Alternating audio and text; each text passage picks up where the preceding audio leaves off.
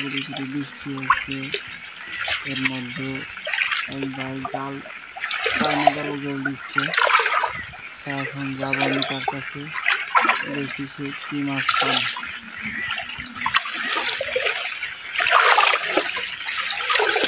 কিন্তু জাল উঁচু করে দেখে বুঝতে পারছে জালে কিরকম মাছ।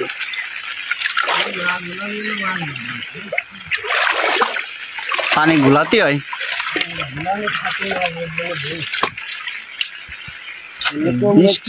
বৃষ্টি বাদল তো কম। জাল খোলা কিন্তু প্রায় শেষের ভিতরে শেষ। এখন জাল মাছ খুলবে, মাছ খুলবে। তো আপনারা জালের অর্ধেক থেকে উঠানো দেখেই যারা মাছ মারেন বা ভিডিও দেখেন তারা বুঝতে পারবেন যে চায়না জালের কিন্তু ভিতরে মাছ থাকে না, মাছ বাইরের দিকে চলে আসে টুনিতে। এই জন্য বাইরের টুনি খুলেই মাছ বের করলো।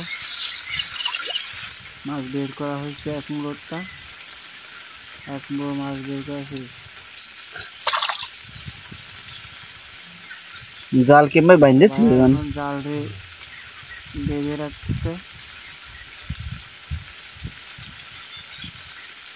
বেঁধে রাখা হয়ে গেলে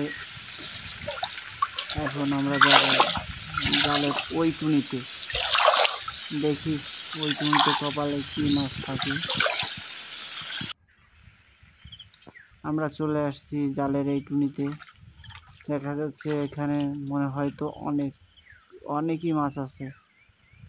তা কি মাছ আছে আমরা মাছ ঢালার পরেই দেখতে পারবো, বুঝতে পারবো যে এই মাছ বাচ্ছে।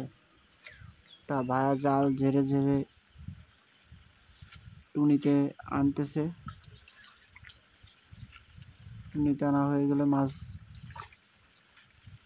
আমরা যাকে বলে ডেকচি পাতিলের ভিতরে রাখবো। অনেক উঁচু মাছ, আপনারা কেউ পাতিলও বলেন, কেউ ডেকচিও বলেন। তা আমাদের গ্রাম্য ভাষায় আমরা এটাকে পাতিল বলি। তা পাতিলের ভিতরে ঢাকছে, মাছ ঢালা শেষ। এখন আমি আপনাদেরকে দেখাবো ভাইয়ের কপালে কি মাছ হইল। ওয়াও, অনেকগুলা কুচে মাছ, শিং মাছ এবং যাকে বলে দেশি পুঁটি।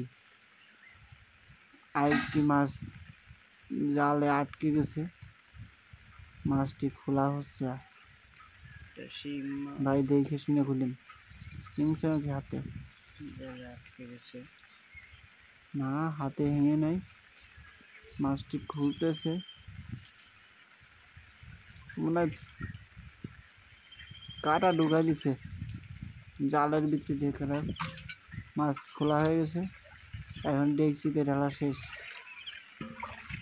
জালের এই মাথাও বাইন্ধে রাখবে, কারণ আপনারা দেখতে পাচ্ছেন বৃষ্টি হচ্ছে।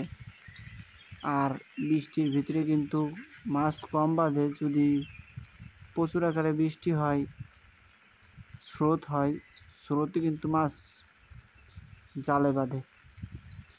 তার জন্য ভাই জাল আর উঠাইলো না, আবারও জাল পাইতে রাখছে।